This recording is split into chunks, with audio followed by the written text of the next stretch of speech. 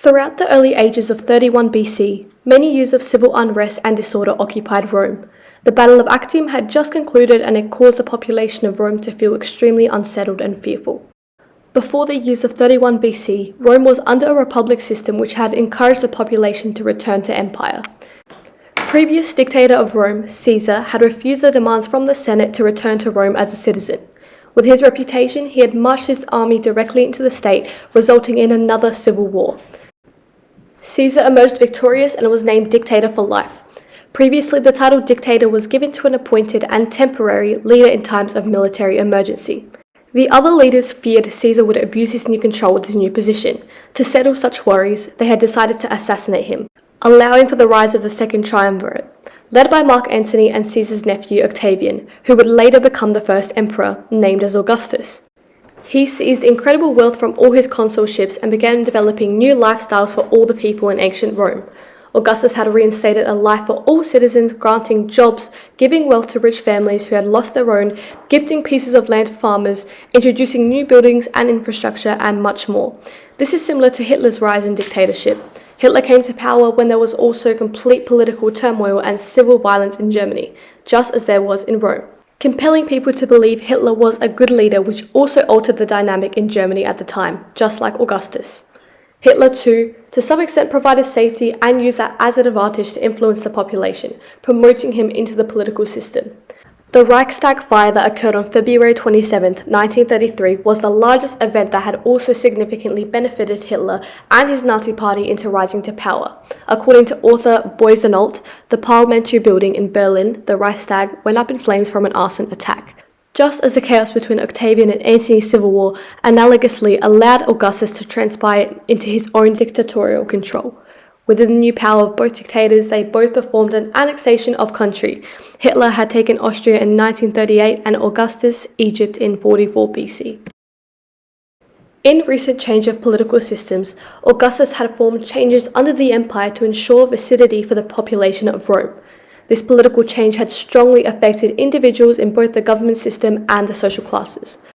According to author Richard Frank, Augustus had passed laws to ensure the permanency within marriages. He penalized sexual indulgence, and Augustus had promoted childbearing, whilst also strongly discouraging adultery, all to encourage the strength and relationships within the family.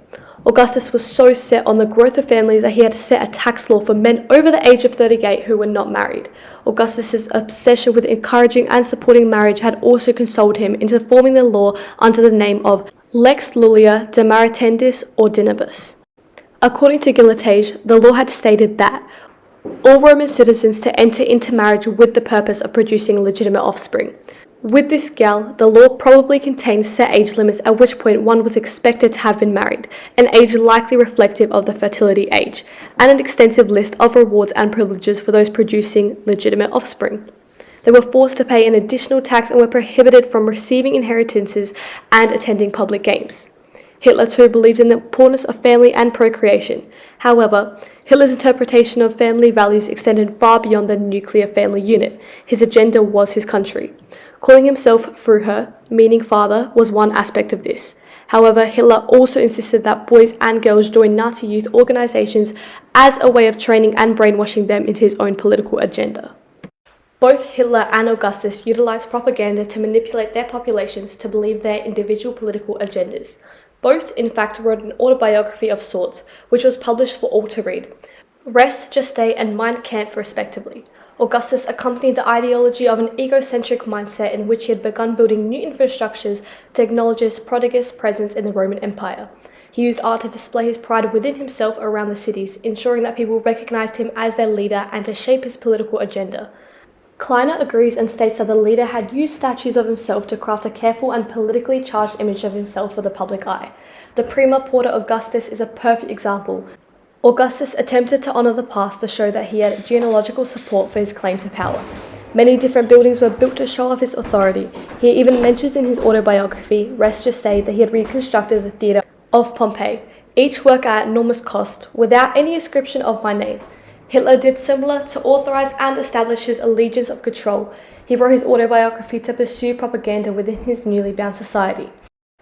Throughout the history of Hitler's control, his nefarious behaviour was conducted and reflected amongst the population in Germany, in which severe and fatal consequences were corruptly prosecuted if anyone were to object amongst his transcriptions. According to the Harvard author Narayana Swami, Hitler himself had stated in his autobiography that he had talked about the aims of a propagandist in indoctrinating a population and the importance of ensuring the continued propagation of the propaganda, proving that he was aware of his immoral conduct.